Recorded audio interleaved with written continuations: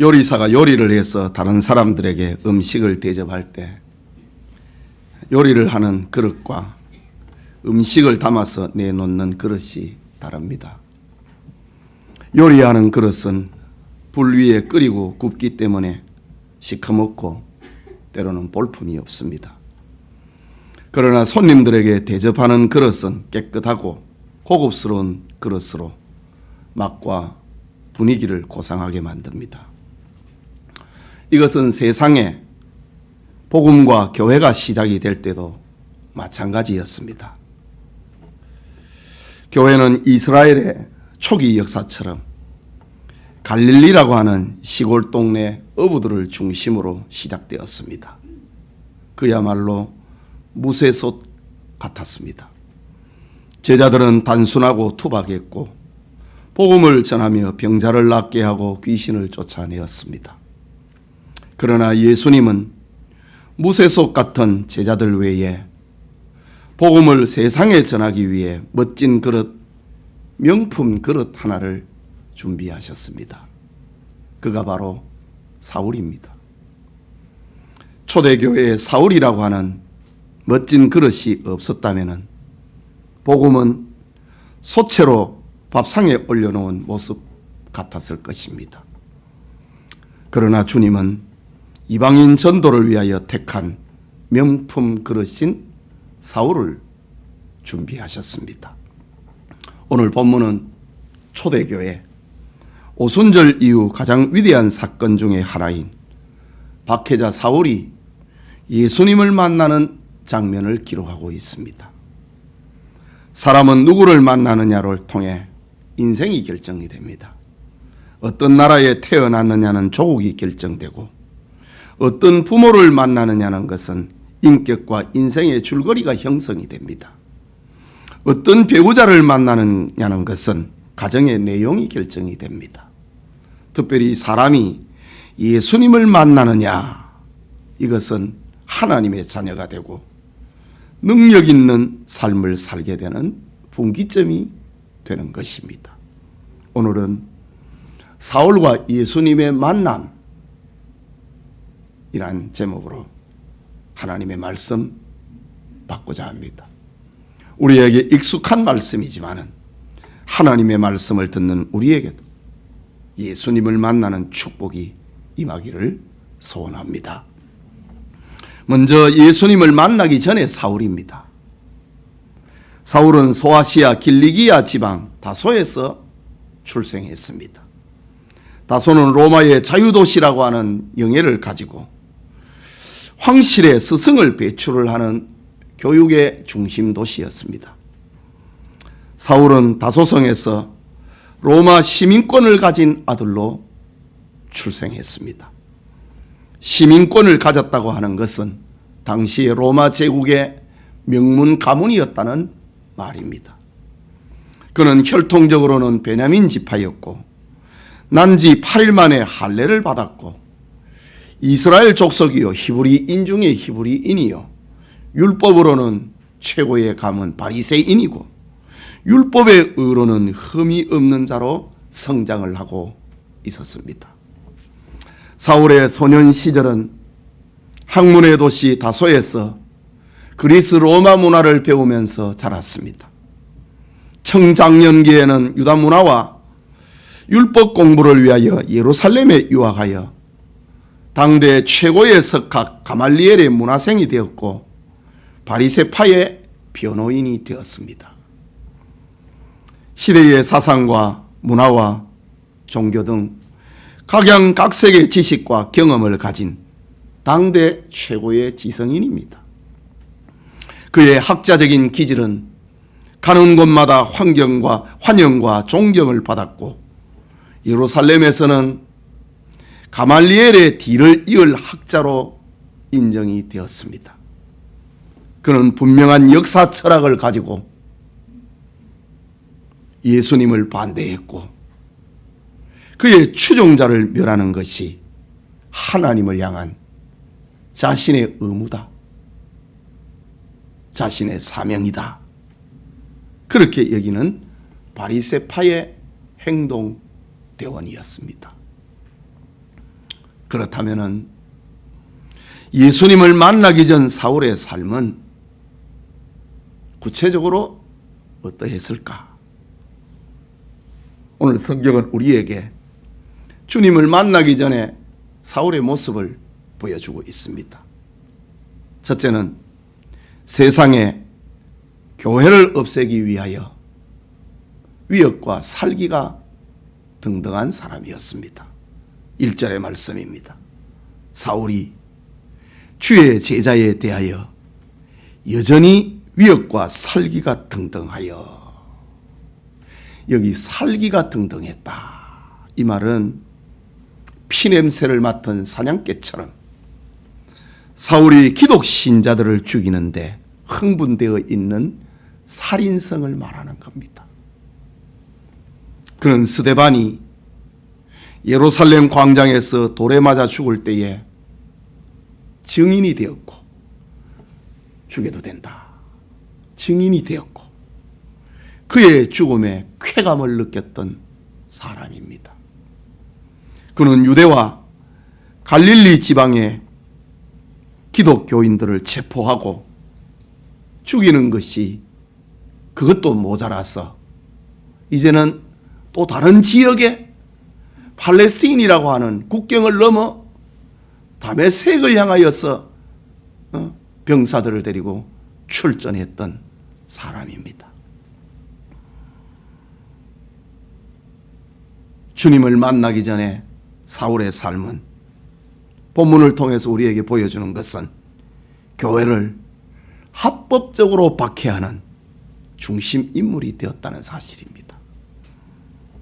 1절 후반부와 2절을 보면은 대제사장에게 가서 다메섹 여러 회당에 가져갈 공문을 쳤가니 이는 만일 그 도를 따르는 사람을 만나면 남녀를 막론하고 결박하여 예루살렘으로 잡아오려 함이라 라고 했습니다.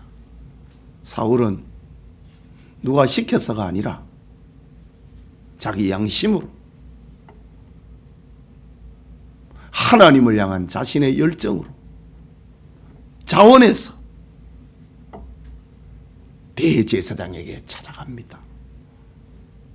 그리고 다메섹 지방의 기독 신자들을 체포할 법적 절차를 얻어냅니다.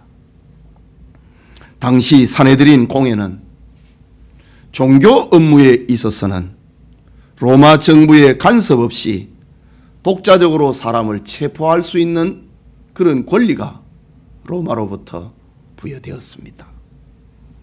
사울은 가장 효과적이고 가장 빠르게 교회를 없애는 무기, 그것은 공권력이다 생각을 하고 공권력을 동원을 하여서 교회를 박해하는 선구자가 되었습니다. 또 하나 사울의 교회 박해는 예수님을 박해하는 거였습니다. 본문 4절과 5절에 보면은 땅에 엎드러져 들으매 소리가 있어 이르되 사울아 사울아 네가 어찌하여 나를 박해하느냐 하시거늘 대답하되 주여 누구시니까 이르시되 나는 네가 박해하는 예수라 라고 합니다. 이 말씀은 예수님이 직접 사울의 죄목을 깨닫게 하고 있는 장면입니다. 박해라고 하는 말이 2번이나 반복됩니다. 이것은 사울이 교회를 없애고 기독 신자들을 체포하고 그들을 굴복시키는 모든 행위가 예수님을 박해하는 행위였다고 하는 겁니다. 사울의 박해 행위는 가시체를 향하여 뒷발질하는 자해 행위와 같았습니다. 주님을 만나기 전에 사울은 당대 최고의 지성인이었고 종교적인 열심을 가진 바리새파의 변호인이자 행동대리원이었던 그입니다. 그러나 그는 진리를 깨닫지 못하고 어두움 속에서 죽음에 이르는 병을 이렇게 앓고 있었던 겁니다. 자기가 모르는 병을 앓고 있었다 이거지. 자신이 건강한 줄 알고 그렇게 당당했던 사울입니다. 오늘날 우리 주변에서도 진리를 알지 못하고 주님과 주님의 교회를 무시하고 폄하하는 이들이 있습니다. 그리스도인들의 신앙을 조롱하고 박해하는 이들이 있습니다. 이런 사람들은 예수님을 만나기 전에 사울처럼 눈을 가졌으나 보지 못하고 귀를 가졌으나 듣지 못하고 어둠 속에서 죽음에 이르는 병을 앓고 있다고 해야 할 것입니다. 이 자리에 앉아 있지만 우리 중에서 교회와 신앙을 삶의 액세서리로 여기고 있다면, 주님이 언제나 내 삶의 다음 순위가 된다면 그것은 주님을 만나기 전 사울의 모습이 거울에 비춰지고 있다고 생각해야 할 것입니다. 그게 둘째로 생각하고자 하는 것은 예수님을 만나는 사울입니다. 본문 3절에 사울이 길을 가다가 다메섹에 가까이 이르더니 라고 합니다. 다메섹은 예루살렘 동북방에 240km 정도 떨어져 있는 도시입니다. 아람의 나아만 장군이 자랑을 했던 아바나 강이 흐르고 있는 도시입니다. 종려와 우뚝 솟은 사이프러스 나무가 자라고 있는 비옥한 땅이 다메섹입니다. 당시 다메섹에 5만여 명의 유대인들이 살았고 회당도 많이 있었다고 역사학자들은 기록합니다. 박해자 사울이 다메섹에 숨어든 기독 신자들을 추격하는 것은 그에게는 당연한 의무였습니다. 사울이 경찰을 대동을 하고 다메섹에 가까워질 때에 그의 인생을 송두리째 바꾸어 놓는 사건, 예수님을 만나게 됩니다. 예수님은 사울을 어떻게 만나 주셨을까? 하나는 빛으로, 또 하나는 음성으로 만나 주셨습니다. 빛으로 사울을 찾아오셨습니다. 그 빛은 오늘 성경에 호련히 하늘에서 나타난 빛이라고 합니다. 3절 중간에 호련히 하늘로부터 빛이 그를 둘러 비추는지라 라고 합니다. 호련히 갑자기 나타난 빛이란 말입니다. 때는 사도행전 22장을 보면은 정오였습니다. 해보다 더 밝은 빛이 사울을 비추었습니다. 이것은 심리현상이나 주관적 사건이 아니라 동행한 사람들이 함께 느끼는 객관적인 빛이었습니다. 혼자 봤으면 내가 잘못 봤다, 너 잘못 봤어, 이렇게 말할 수 있지만은 동행하는 사람들이 함께 느낄 수 있는 갑자기 나타난 빛이, 해보다 더 밝은 빛이 사울에게 비추었다. 그야말로 연극하는 무대에서 스포트라이트를 받고 있는 그런 장면입니다. 그 빛은 사울을 포위해버린 빛이었습니다. 3절 마지막에 그를 둘러 비추는지라, 그야말로 스포트라이트와 같습니다. 호련히 나타난 빛이 사울을 둘러싸고 사울을 포로처럼 만들어버렸다 라는 겁니다. 그 빛은 사울을 굴복시킨 빛이었습니다. 4절에 보면은 땅에 엎드러졌다. 응? 호련히 하늘로부터 빛이 그를 둘러 비치는지라 사울이 땅에 엎드러져 버렸다. 더 이상 자기 의지로 다메섹으로 전진할 수 없게 되었다는 말입니다. 서 있을 수 없었다는 말입니다. 전진하기는커녕 서 있을 수도 없는 빛이었다. 엎드러졌다. 그 빛은 지난날 다니엘을 엎드러지게 했던 빛이었고 에스겔을 엎드러지게 했던 빛이었고 요한계시록의 사도 요한을 엎드러지게 했던 빛입니다. 광명한 빛의 정체는 바로 영광의 본체이신 예수 그리스도였습니다. 성경은 예수님을 가리켜서 세상에 오신 생명의 빛이라고 했습니다. 그리고 그 빛은 사울의 시력을 마비시켜버린 빛입니다. 8절에 보면 사울이 땅에서 일어나 눈은 떴으나 아무것도 보지 못하고 사람의 손에 끌려 다메섹으로 들어갔어 라고 합니다. 해보다 더 밝은 그 빛으로 인하여서 사울은 앞을 볼 수 없었습니다.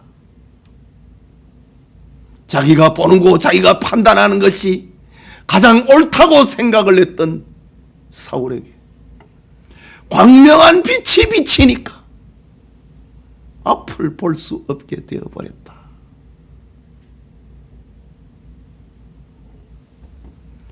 이것은 추상적인 의미와 구체적인 그런 의미를 같이 가지고 있는 표현입니다. 나중에 그의 눈에서 비늘 같은 것이 떨어지는 그런 장면이 3일 후에 일어나게 됩니다.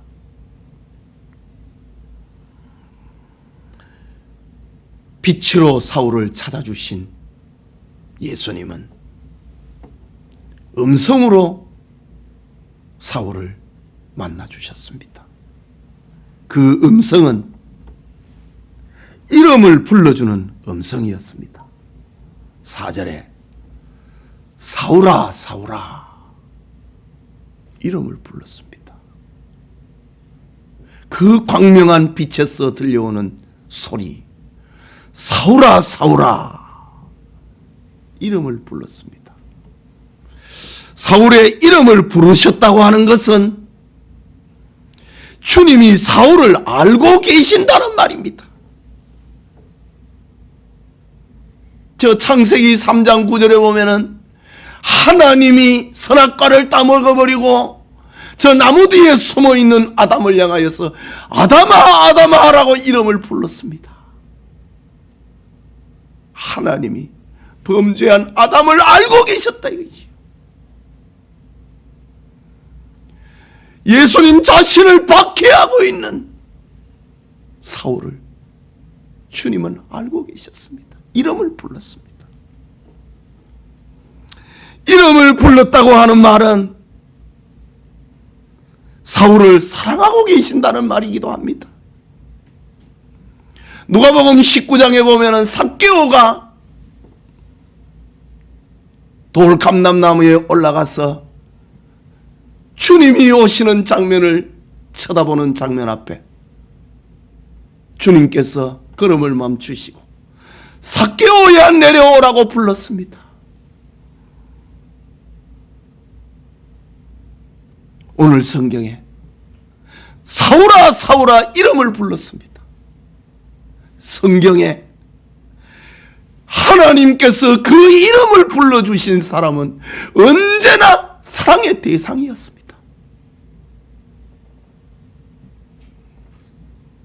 사울아 사울아 그 이름을 부르셨다고 하는 말은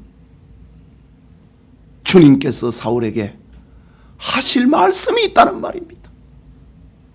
이름을 불러놓고 왜 불렀는지 모르겠다.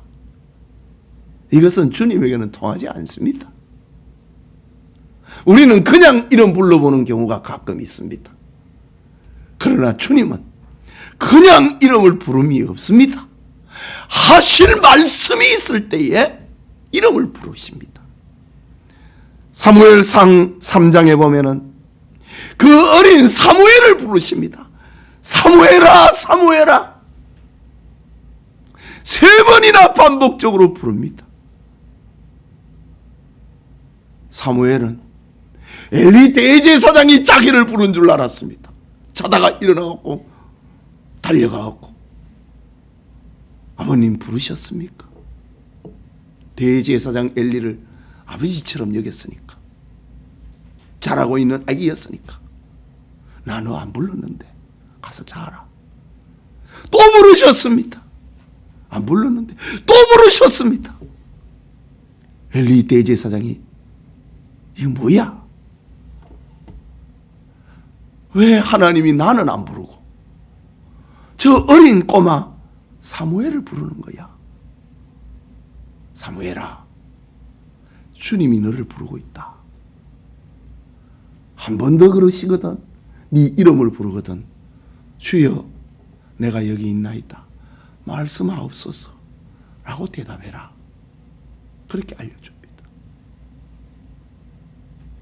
주님이 사울아, 사울아 이름을 부르실 때는 그에게 하실 말씀이 있었다는 말이에요. 사울아, 사울아. 주님이 그 이름을 부르셨다고 하는 것은 긴박함을 말하고 있습니다. 2번이나 불렀습니다. 창세기 22장에 보면은 아브라함이 독자 이삭을 번제로 바치기 위하여서 모리아 산에 올라가서 그를 묶고 번제단 위에 올려놓고 칼을 내리치려고 하는 순간에 아브라함아, 아브라함아 이름을 부르면서 네 그 아이에게 손대지 마라. 네가 이제야 나를 사랑하는 줄 알겠노라고 하셨습니다. 하나님의 긴박함, 그 아이에게 손대면 안 된다. 하나님께서 저 다메섹을 향하여서 경찰들을 대동을 하고 지금 유대와 갈릴리 지방의 교회를 쑥대밭으로 만들어 놓고 이제 국경선을 넘어서 다메섹까지 가가지고 신자들을 남녀를 불문하고 잡아서 예루살렘으로 끌려오려고 하는 이런 말씀 앞에 이제 그만해라. 하나님의 긴박성입니다.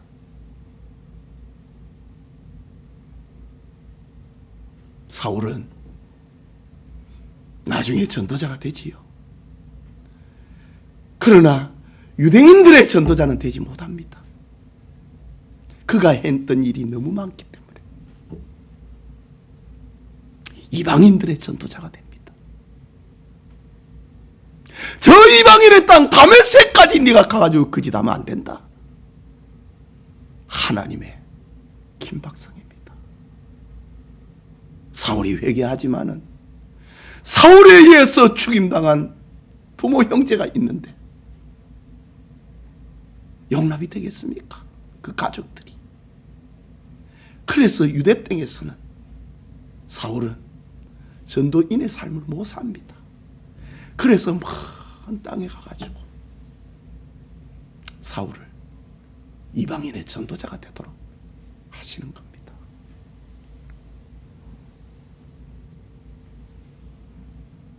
예수님이 음성으로 사울을 찾아오신 그 음성의 정체는 사울의 죄를 찌르는 음성이었습니다. 4절에 사울아, 사울아, 네가 어찌하여 나를 박해하느냐고 했습니다. 이 말은 나는 너를 사랑하고 너를 위하여 십자가에 죽었는데 너는 왜 나를 핍박하고 있느냐는 말씀입니다. 사실 사울은 예수님을 박해한 적이 없습니다. 예수님을 만나서 욕을 한 적도 없습니다. 단지 하나님의 아들이라고 하는 예수 믿는 사람들을 박해했습니다. 그런데 예수님은 신자를 박해하고 교회를 박해한 것이 나를 박해한 것이라고 사울의 죄를 알려주고 있습니다. 음성으로 사울을 찾아오신 그 음성의 정체는 사울에게 자신을 알려주고 있는, 빛의 정체를 알려주고 있는 음성이었습니다. 5절에 대답하되 주여 누구시니까? 가라사대 나는 네가 박해하는 예수라 라고 합니다. 이것은 사울에게 엄청난 사건입니다. 갈보리 십자가 영틀에서 두 강도와 함께 못 박혀 죽은 예수님이 지금 자기 앞에 나타나 있는 겁니다. 죽은 예수님이 살아계시는 겁니다.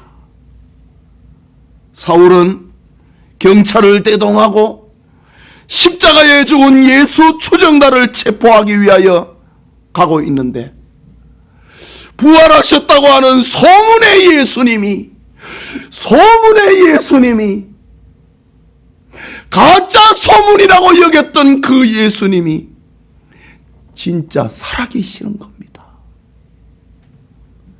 이 순간 사울은 지금까지 진리로 믿었던 것이 다 거짓이 되어버리고, 거짓이라고 경멸했던 것이 진리가 되는 순간이었습니다.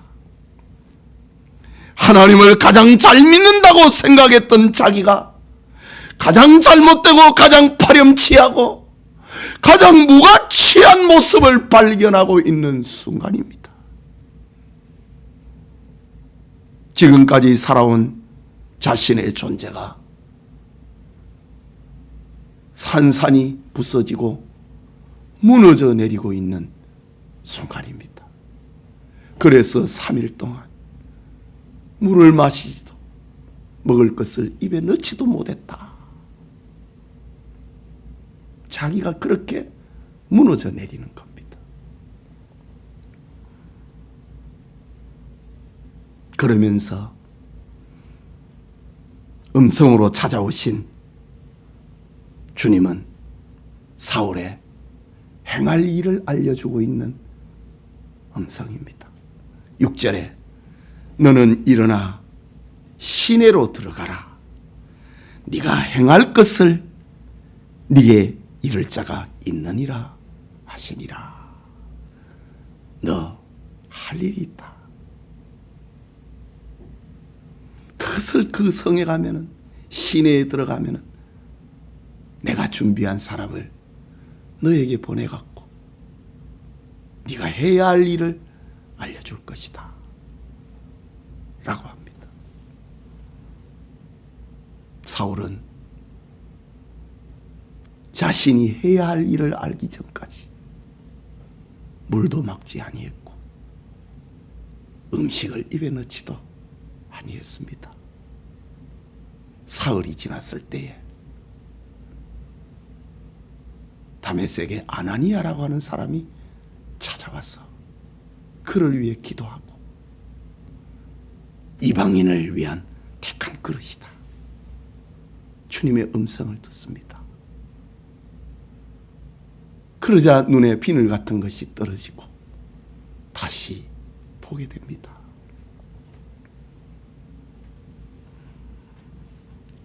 사울에게 이방인 전도자가 되는 사명을 제시하기 위해서 일어나서 시내로 가라.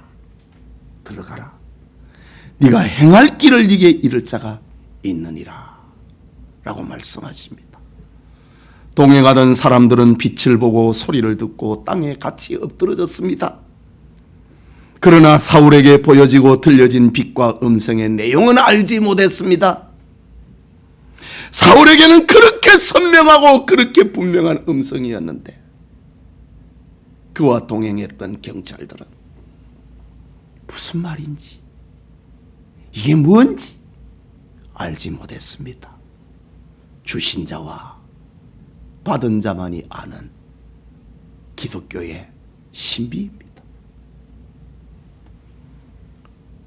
사울을 만나주신 예수님은 이렇게 인격적인 주님이었습니다. 부활하시고 성찬하셨고 지금도 역사 속에 살아계신 주님이었습니다. 이것은 기독교가 부활의 종교이고 생명의 종교이고 구원의 종교라고 하는 사실을 알려주는 확실한 사건, 확실한 증거였던 것입니다. 사랑하는 성도 여러분, 교인들 중에 어떤 사람들은 예수님이 사울에게만 극적으로 나타나신 것이 불공평하다고 생각한 이들이 있을 것입니다. 그러나 예수님이 사울에게 이런 극적 방법을 쓰신 이유를 안다면 의심과 불평이 해소될 것입니다. 그 첫째는 사울이 너무 강팍했기 때문입니다. 그렇다면 크고 신비한 체험을 통해서 예수님을 믿게 된 분들은 자랑할 것이 아니라 내가 그렇게 악한 자였구나 생각하고 겸손해야 됩니다. 사울이 나중에 전도 현장에서 그리고 총독의 재판장에서 섰을 때에 자기 간증을 하면서 이 이야기를 사도행전에 3번이나 합니다. 그럴 때에 맞아, 나는 그렇게 악한 사람이었습니다. 그 말을 하면서 이 간증을 합니다. 신비체험. 내가 그만큼 완악했구나. 자랑할 것이 아니라 내가 그렇게 큰 죄인이었다는 것을 깨달아야 됩니다. 그리고 겸손해야 되는 겁니다.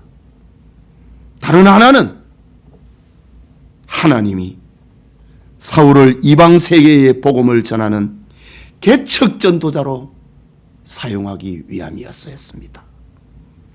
사울은 단순한 선교사가 아니라 맹수처럼 설쳐대는 이방 세계에 처음 교회를 세우고 신약 성경의 절반이나 기록하게 하신 계시적인 사건 때문에 주님이 사울에게 이렇게 극적으로 자신을 나타내셨습니다. 물론 지금 우리 세계에도 기적은 일어나지만은 한국 교회에 선교 초기에 얼마나 많은 기적이 일어나는지 모릅니다. 지금도 선교지의 현장에서는 수많은 기적들이 일어나고 있습니다. 최전방에 있다 이거지요. 그렇기 때문에 하나님의 특별한 은혜가 필요하다는 것이지요.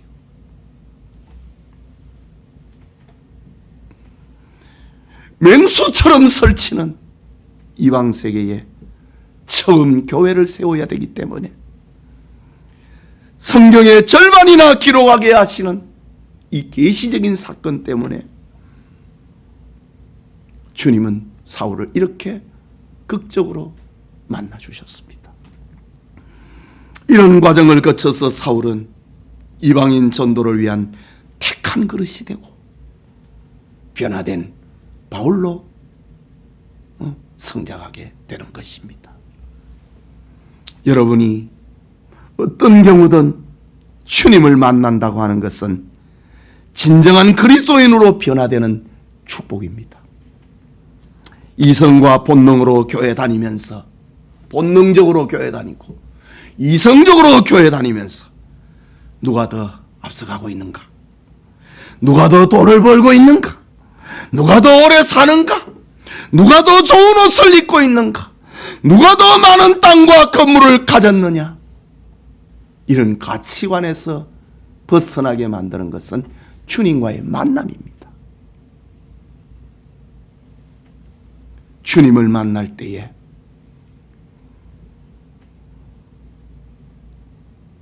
자기가 누리고 가지고 있는 것을 배설물처럼 여길 수 있고, 주님을 만날 때에 영원한 하나님의 나라를 소망할 수 있는 것입니다. 사람이 살면서 주님을 만나는 것보다 더 큰 복은 없습니다. 권력을 가지고 있는 정치인들이나 많은 돈을 가지고 있는 기업인들이 주님의 심판대 앞에서 자신들이 그렇게 시시하게 생각했던, 그렇게 무가치하게 생각했던 기독교인들이 옳았다는 것을 알게 될 때를 생각을 해보십시오. 열심히 살았고 출세했고 성공한 줄 알았는데 한평생 예수님을 받게 했고 삶을 낭비한 것이었음을 알게 될 때에 그들은 땅을 치고 후회할 것입니다. 슬피 울며 이를 갈미 있으리라. 후회하는 삶을 말하는 겁니다. 예배드리는 성도님, 주님은 다양한 방법으로 여러분을 만나기를 원하십니다. 성경을 통해서, 기도를 통해서, 설교를 통해서 주님은 여러분을 만나기를 원하십니다. 주님께서 여러분들을 영천교회로 부르셨습니다. 여러분을 주님의 일꾼으로 사용하기를 원하십니다. 코로나 재앙 시대에 연말을 보내고 있지만 영천교회에서 영광의 주님을 체험하고 하나님이 주신 비전을 감당하는 축복이 여러분 모두와 함께하기를 축원합니다. 우리 같이 기도합시다. 말씀을 받았습니다. 사울과 예수님의 만남, 이런 만남이 우리에게도 있어야 됩니다. 빛을 보고 음성을 듣고 똑같은 그건 아니지만 성경에 어떤 수많은 만남들이 있잖아요. 주님을 체험하는 게 있잖아요. 이런 만남을 우리가 가져야 됩니다. 그래야 이성적인 교인에서 진정한 크리스찬으로 변화됩니다. 주님을 만나야 내가 누리고 가지고 있는 것은 배설물 같고 영광의 나라 하나님이 바라보고 살게 되는 겁니다. 이 연말을 보내면서 주님을 만나는 축복이 나에게도 있게 해달라고 우리 같이 기도합시다.